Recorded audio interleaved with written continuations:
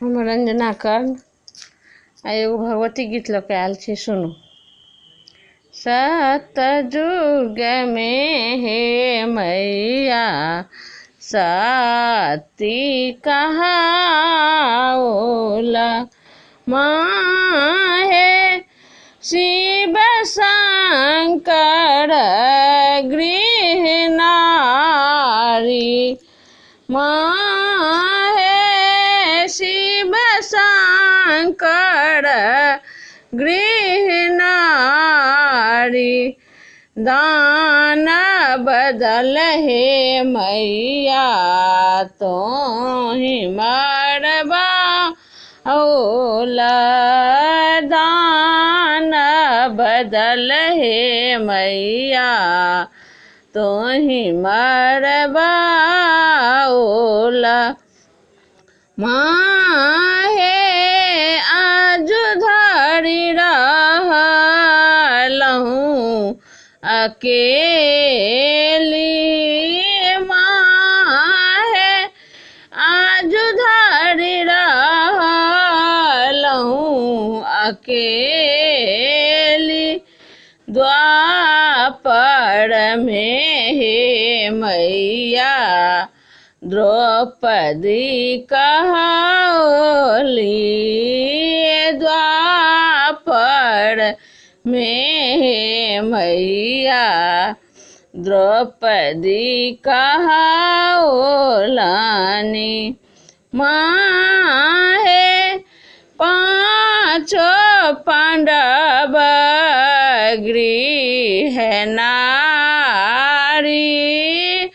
माँ हे पाँचों पांडव गृहनारी। कौरव बदल हे मैया तो ही मरबा ओला, कौरव बदल हे मैया तो ही मरबा ओली। माँ हे आज धरि रहलहूँ अकेली, माँ हे आज धरि रहलहूँ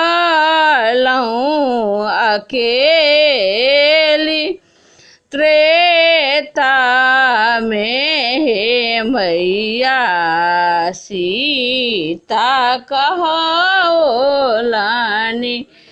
त्रेता में हे मैया सीता कहाओलानी।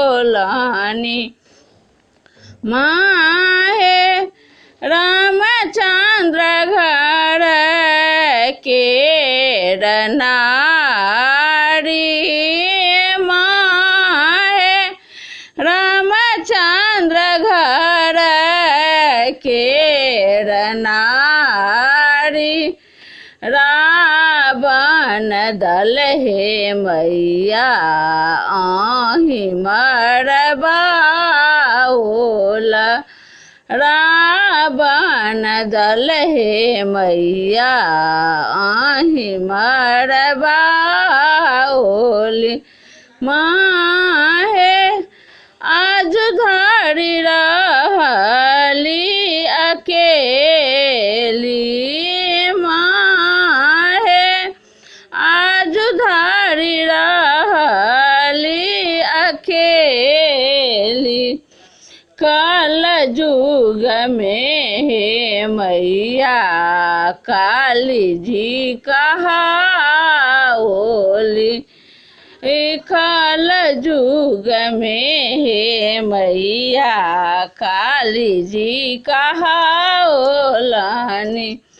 माँ हे खड्ग खपड़ लेने हाथ, माँ हे खड्ग खपड़ लेने हाथ।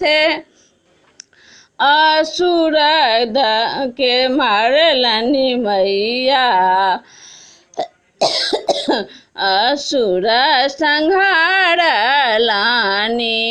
असुर के मारलनी मैया असुर संहारलानी माहे आजु धरि रहली कुमारी माहे आजु धरि रहलौं कुमारी हे माँ